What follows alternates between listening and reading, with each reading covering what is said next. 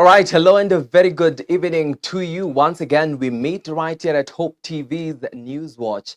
Many thanks for choosing us to bring you up to speed with the latest in the world of news on this day, the 27th day of January 2026. We have quite a lot of top stories lined up for you tonight. My name is Theo Macharia, and on the sign language interpretation desk is Boniface Mureithi. We begin with President William Ruto has appointed 15 new judges to the Court of Appeal, increasing the size of the appellate bench to 42 from the previous 27, thereby enhancing the court's overall capacity to manage more cases. The appointments were confirmed through a Gazette notice issued on Tuesday and follow recommendations by the Judicial Service Commission after a public vetting process.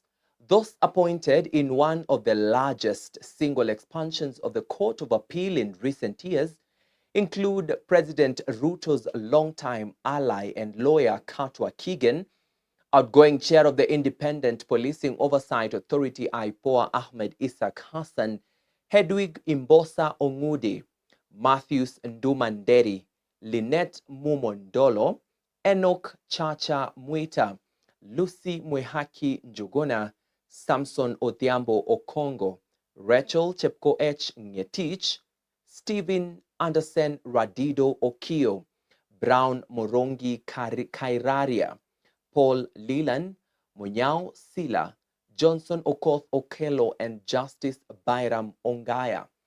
After their swearing in, the 15 newly appointed judges are expected to bolster the bench and help cut the backlog of cases, and will at the same time handle appeals from the High Court and select tribunals, reconsidering both civil and criminal matters where a party argues a lower court erred.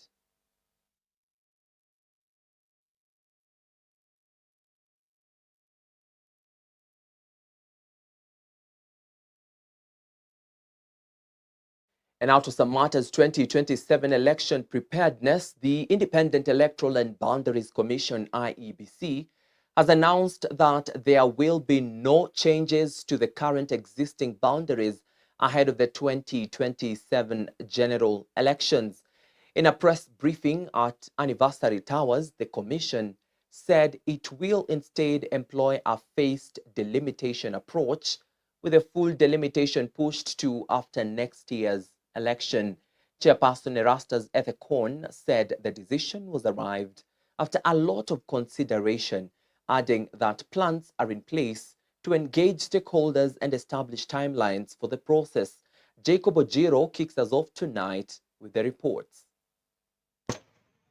Kenyans who have submitted requests for review of their boundaries will have to wait a little bit longer after the IEBC announced the postponement of the full delimitation of boundaries before the 2027 general election. Addressing the media, the Commission said that conducting the full delimitation will compromise the preparedness for the 2027 general election. Thus, the Commission opted for a phased approach. To undertake the review of constituency and ward boundaries through a phased approach.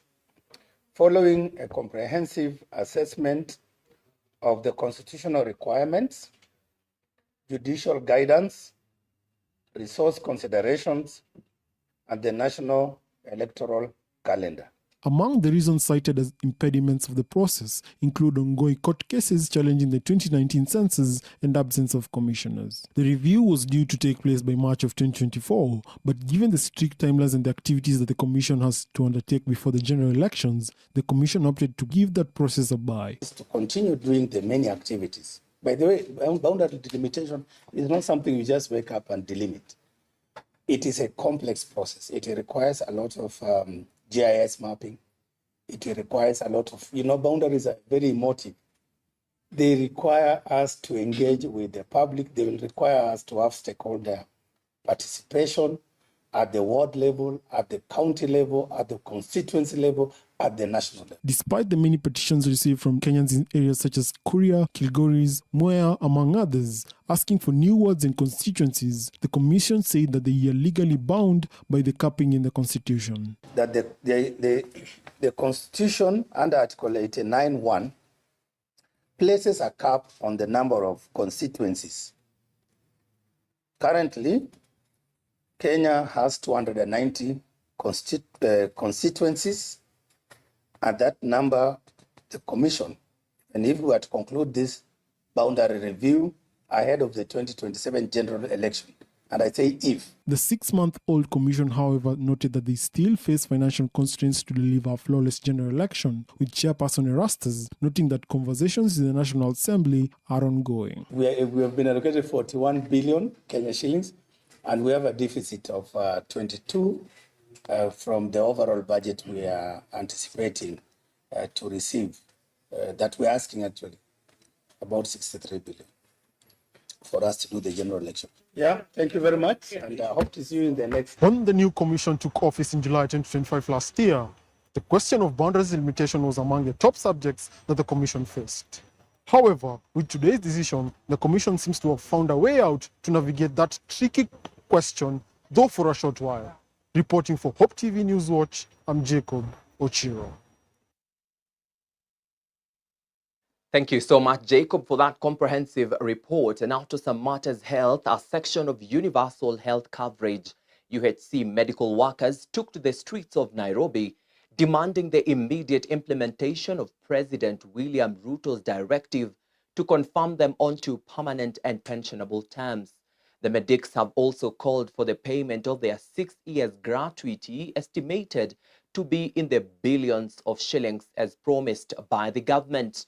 As Samia Dika reports tonight, Health Cabinet Secretary Aden Duale has said his ministry is working with the Council of Governors to ensure the medics receive new working terms as promised. Tuesday morning, a section of UHC workers took to the streets of Nairobi to demand what they say is their right. Referring to President William Ruto's directive in September 2025 on the absorption of UHC workers under permanent and pensionable terms, the medics say their wait must come to an end as it undermines job security. The contract is coming to an end in April, and so far, we only get statements that this process of absorption has begun. But the ministry and the government have not officially communicated, and therefore we demand, or we want an official communication to know as to whether, with the timelines, when is this going to be effective. They are also demanding the payment of their 6-year gratuity, amounting to 31% of their gross salary, insisting it must be settled in full before being transitioned to county governments. Give us our gratuity for 6 years we have worked for. And we are not going to leave that money for them, but we demand that after transition, or even before transition, even before we are seconded to the counties, we must go there after we have received our gratuity. The over 7,000 workers fear interruption of services and loss of jobs unless the government guarantees continuity by issuing a memo with clear timelines of when the process will be complete. Tumechoka kungojea kwamba ngoja umiza matumbo, na leo hii tuko hapa kukumbusha Waziri Duale na Bwana Oluga kwamba hatutachoka na tubanduki. Tutakuwa hapa katika MOH, tutakuja next Tuesday, tutarudi next Tuesday hadi tupewe haki yetu, na haki yetu ni kupewa kandarasi ya kudumu. Manake tuko tu na miezi 3 alafu hatujui penye tutaenda, tuko na wasiwasi. Their push for the release of an official memo to confirm the absorption to permanent and pensionable terms comes barely a week after the Ministry of Health wrote a letter to the Commission on Revenue Allocation (CRA) requesting an addition of over 8.9 billion to the Division of Revenue 2026 necessary to transition UHC workers to county governments.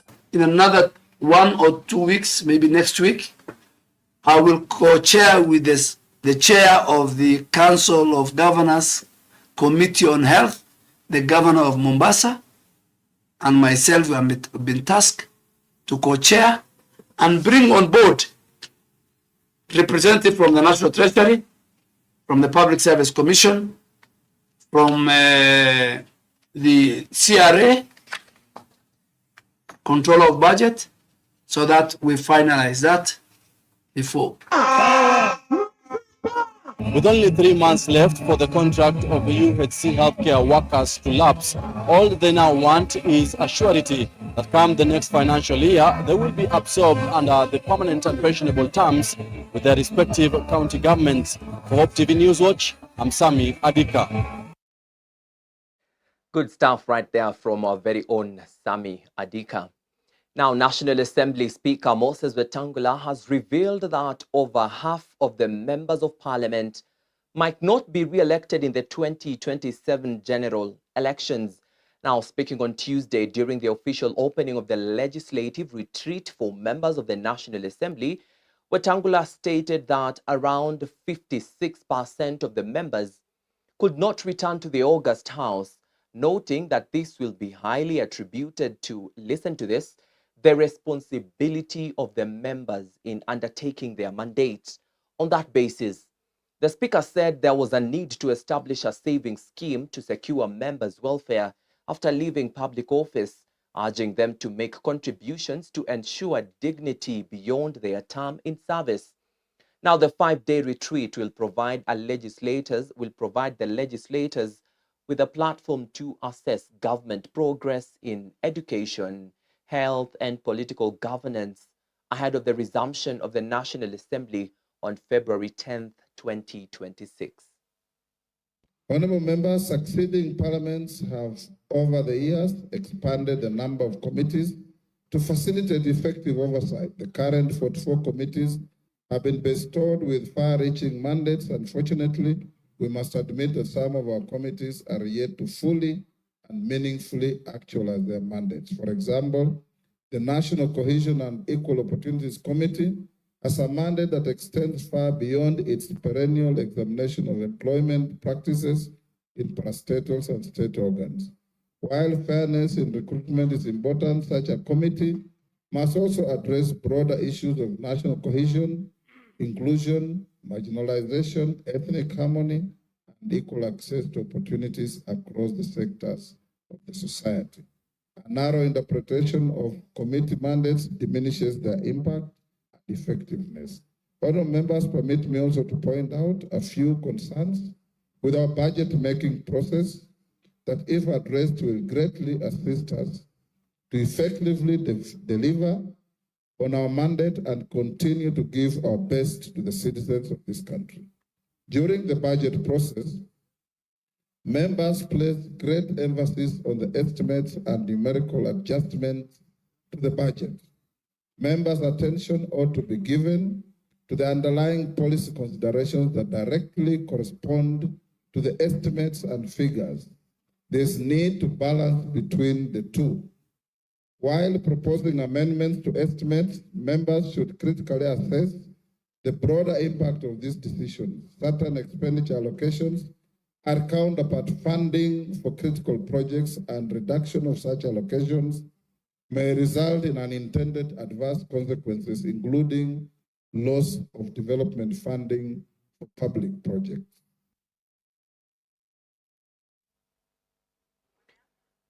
And tonight we bring you a harrowing look at a crisis unfolding thousands of miles away, but hitting home with devastating force.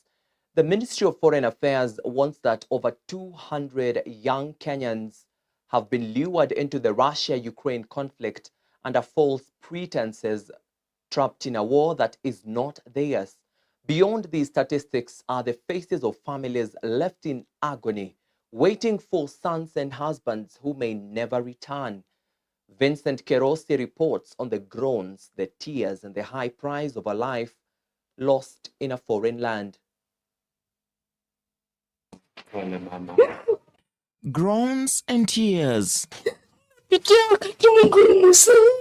Victims of the Kenyan syndicate duped into joining the Russian military attempt to explain the harrowing events that have separated them from their loved ones. Roho yangu ilishtuka sana na aliacha mtoto wake akasema mimi namwendea mtoto wangu kwa sababu aende college. Sasa pia huyo mtoto ashakuwa stranded, hajui afanyeje, afanye nini. Aliondoka akasema atapeana pesa, hakuna pesa yoyote ambayo ametuma mpaka wa leo. Mtoto ndio huyo, tunahangaika tujui tufanyeje. So mimi ninalilia tu serikali. Serikali tu ndio ambayo ninalilia mimi. Nimuone bwanangu, aidha amekufa, aidha yuko mzima, afadhali tu wamlete, yani tuone tu hata mwili wake. Kwa sababu tuko hapa lakini hatujui. He is now lying at Rostov-on-Don. There is a morgue there. Station, niliona kwa news akiambiwa ameaga dunia. Martin Macharia Mburu aliaga dunia, lakini sasa the joy and the hope that once accompanied promises of lucrative jobs in Russia have now cuddled into dark memories, a trauma these families say they will live with forever. The only thing that he assured me is that he had secured a job in Russia, which I was not very much knowledgeable about. He shared with me, I was against it because it's not something you are sure. And it's like later he did not want to disclose further information. So I did not know much about the agents. Grace Gathoni, the wife of Martin Macharia Mburu, who was reported dead on the 27th of November 2025, cannot contain her emotions as she recalls her final conversation with Martin before his ill-fated departure. Ameniconnect Russia, nikamuuliza Russia, mimi nikamwambia Russia na tunasikianga wanapigananga na Ukraine. Kaniambia mimi siedi kwa vita, mimi naenda kazi ya udereva. Nikamuuliza uko na uhakika unaenda kazi ya udereva? Kaniambia niko na uhakika, sama hezi nidanganya. Juu huyo agent ni rafiki yake kabisa, alikuwa rafiki yake kabisa. Gathoni explains that her husband was shell-shocked upon arrival. He quickly realized he wasn't there for a driver's position, but was instead handed a rifle and pushed onto a battlefield. Tumepewa marisasi.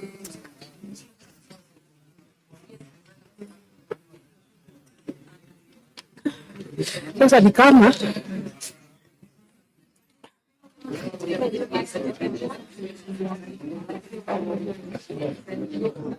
sasa tumeenda kwa vita. Na vile tumefika huko, tumeambiwa tupatiane namba yenye inaweza fikiwa haraka kitu ikifanyika. Nikamuuliza sasa kitu gani? Akaniambia wewe usijali. Alika tu na watoto, lakini uniombea tu Mungu. Uniombea Mungu sana nirudi. Nikamwambia nitakuombea Mungu urudi. Sasa hapo hatukuongea na yeye tena. The mother of four, now a widow, cries bitterly. Her grief is compounded by the staggering 1.6 million Kenya shilling repatriation fee required to bring her husband's body home, a sum she simply does not have. Kama watoto wako wamelala, nikamwambia watoto wamelala, acha tu niache kuamsha saa hii. Nasikia kulikuwa saa 9 usiku. Acha niache kuamsha saa hii. Niambie kitu utaniambia, nitawaambia kesho. Kaniambia watoto wangu nawapenda sana.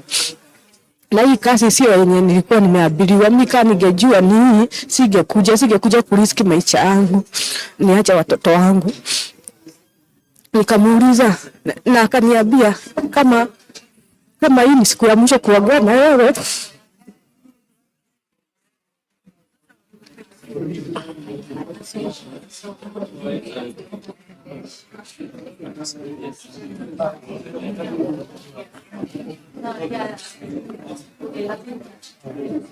Kama hii ni siku ya mwisho kuongea na wewe, ni sawa tu. Mungu ya Mungu ni mengi. Mungu akitaka nirudi nitarudi, lakini kama Mungu hatataka nirudi, tutaonana tu. Hiyo ndio aliniambia ya mwisho. Sasa akaenda sina uwezo hata kidogo, hata sina. Naomba tu kama wanaweza nisaidia tu, anisaidie. Juu hii ni kitu inafanywa, hii ni kitu wanajua. Na siogopi nikisema ati hawajui, wanajua. We attempted to reach out to the agent who lured Martin to Russia, a man who was, in a cruel twist, a trusted family friend. His phone remains unreachable. This is the name, Truecaller, Gunju, and Kin Recruitment. Sorry, the mobile subscriber cannot be reached. Yeah, so tumejaribu kupigia Bwana Mwangi Gatwiri ambaye ni yeye agent ambaye aliunganisha jamaa wetu mwenda zake Martin kuelekea kule Urusi, lakini mlivyosikia namba yake fikiki, yeye ni mteja. As these families seek justice, human rights activists and groups like Voco Africa have accused the government of lethal inactivity, claiming not enough is being done to dismantle these Nairobi-based recruitment rings. Hizi zilizoko hapa na zingine zote ambazo wameathirika na hili swala waweze kupata usaidizi haraka iwezekanavyo, ili waweze kujikimu kimaisha, na wale ambao watu wao wameumia na kuuawa vile vile waweze kulipwa fidia. On the other hand, the government maintains it is fully aware of the crisis, stating that plans to repatriate Kenyans caught in the Russian war are finally underway. Is now facing a rescue mission kind of situation. So these are difficult issues. Trying to piece the information together, working with the authorities. Justice! Justice! A wise plea for answers continues as families fear their sons, their husbands have been sold to a war they don't understand. Vincent Kirosi, Hope TV, Nairobi. Indeed, sad revelations there from Vincent Kirosi, raising key questions on accountability to the Ministry of Foreign Affairs. We hope this will touch the hearts of many and this family will get justice. Let's now move on, where a section of Kikuyu Council of Elders from Nakuru has warned that the use of hired goons as instruments of political mobilization poses a serious threat to Kenya's security and democratic stability ahead of the 2027 general election. Citing the attack on former Deputy President Rigathi Gachagua and congregants at Wetima SCK Church in Othaya, Nyeri County, the elders laid the blame squarely on government, alleging that the violence was not spontaneous but orchestrated. While calling on the government to hold to account those responsible, the elders cautioned that political violence and organized intimidation could attract international scrutiny, including potential cases at the International Criminal Court, that is ICC, if such cases are left unchecked. Nissan inaleta guns, askari wanakuja na Land Cruiser. Na hapo risasi inaanza kufyatuliwa, tianga zinatupwa. Let us be serious for once. Goons, who are the goons? Ni nani huyo anakuja kutoka binguni na anarudi kulala huko ati hawezi shikwa? Hamwezi toa askari hapa waende wakaangalia Haiti. Mtoe askari hapa waende Kongo. Mtoe askari hapa waende Sudan. Lakini sisi tukienda kanisani hamwezi kutuchunga. Na tear gas custodians, wale wanaweka tear gas ni serikali. Wale ambao kupatiana AK-47 ni serikali. How can you tell us goons all the time? And now I am worried because tulilia sana wakati Ruto na President Uhuru walipelekwa Hague. Now we don't want to go to Hague again. Lakini sasa we are calling Hague. Wawe hapa every Sunday. Watuambie ukweli wa maneno. And moving on, a somber mood engulfed Kamunyaka village in Madera constituency as family members, friends and leaders gathered to lay to rest a 40-year-old man who was shot dead by a police officer following an altercation in Karatina town more than a week ago. Now, during the burial, the family demanded justice for George Gadhu, saying he did not deserve to die in the manner which his life was taken. Mathira Member of Parliament Eric Wamumbi joined the push for the call for justice, stating that he will be on the front line in ensuring that the officer responsible for Gadhu's death is punished according to the law. On Sunday, my son, they call you daddy. They know you as daddy. And Luke was crying. Nataka kuongea na daddy. I didn't have an answer. In the morning as they were preparing, they asked me, Mom, tunaenda wapi? I tried to hide the pain in me. I told them, tunaendea George. And then seeing you lying there, helplessly, brother, I know there's a God in heaven. He says he's a God of vengeance. I know he shall revenge. He shall revenge for us. And I know very soon he's going to wipe away our tears. George Gadhu, it's not over till it's over. Justice kwa George ni lazima, sababu huyo askari anajulikana, ni wa hapa Karatina, amewekwa ndani, apelekwe kotini, afunguliwe mashtaka ya mada. Hatutaki shortcuts ama cover up. Sisi wote tuliona CCTV vile kuliendelea. So hatutaki story ati George alikuwa ananyang'ana buduki. Si nyinyi wote mliona? Na nimehakikishia familia, mimi hiyo safari ya kutafuta justice kwa George, mimi ndio nitaongoza, sababu mimi ni wa kijiji hii na George ni rafiki yangu. Mimi hiyo safari ndio nitaongoza, tuhakikishe huyo askari amepelekwa kotini, amefunguliwa mashtaka ya mada na amefungwa maisha, kwa sababu mtu wa mada anafungwa maisha.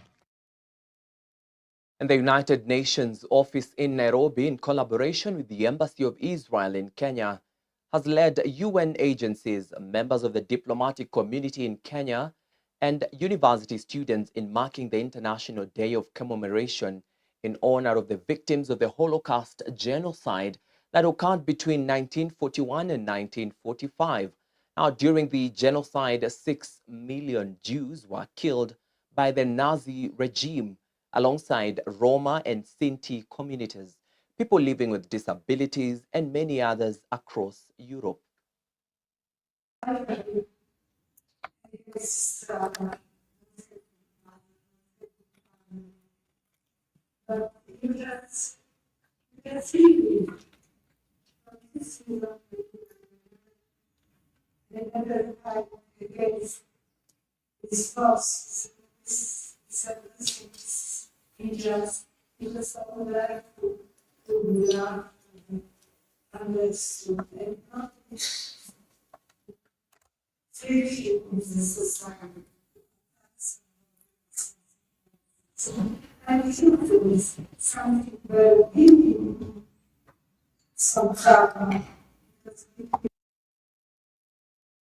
And Kenya has taken a major step towards reshaping how learners prepare for life after school, as the Kenya Universities and Colleges Central Placement Service, that is KUCCPS, hosted its first ever National Career Conference and exhibition at the Kenyatta International Convention Center in Nairobi.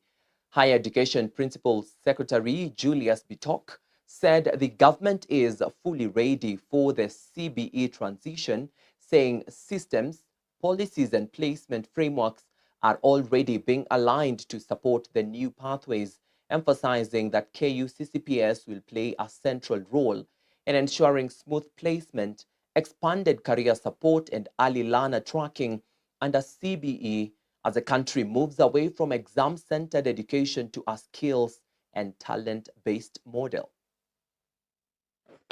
There have been extensive discussions about the uptake of students in these positions at the secondary schools.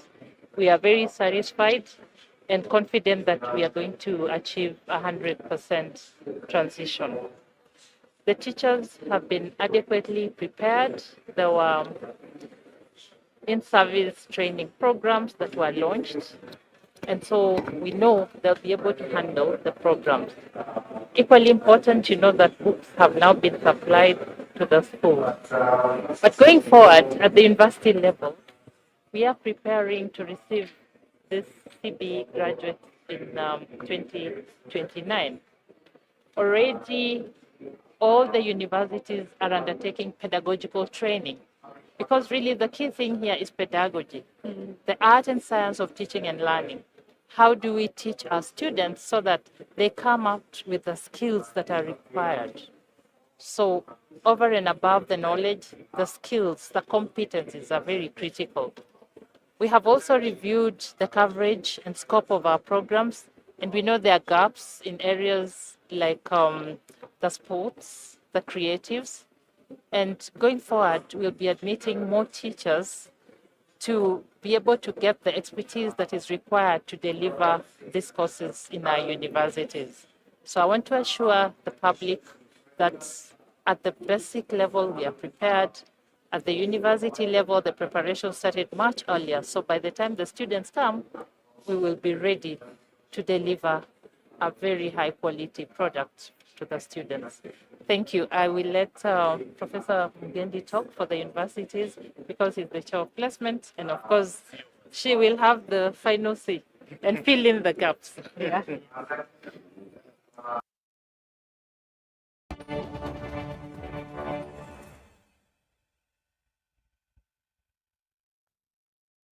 All right, now it's time for us to play, but just before we play, allow us make that correction.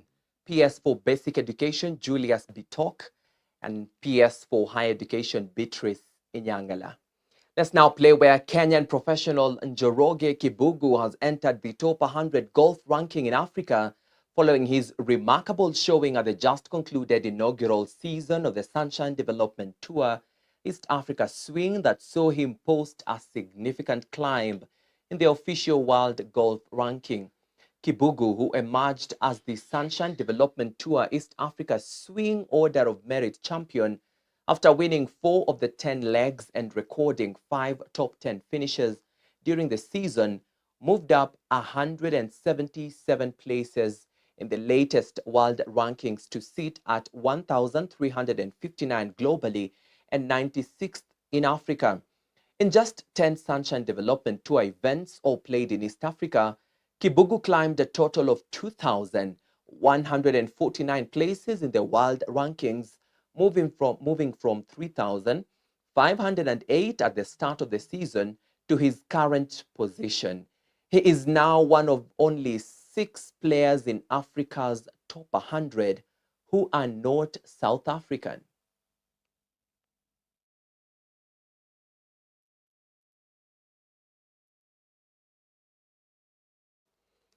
All right, congratulations to our very own Kibugu.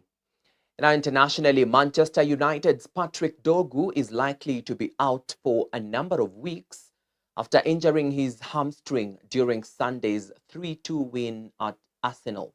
The 21-year-old, who lashed in United's second goal from the edge of the box, limped off in the closing stages of the match with what interim head coach Michael Carrick hoped was a muscle cramp. Sources say the Denmark international is still being assessed and the timescale for his absence is not clear. Dogu's absence could lead to a greater role for Matthias Cunha, who has started United's past 2 games on the substitutes bench but scored the winner against Arsenal on Sunday.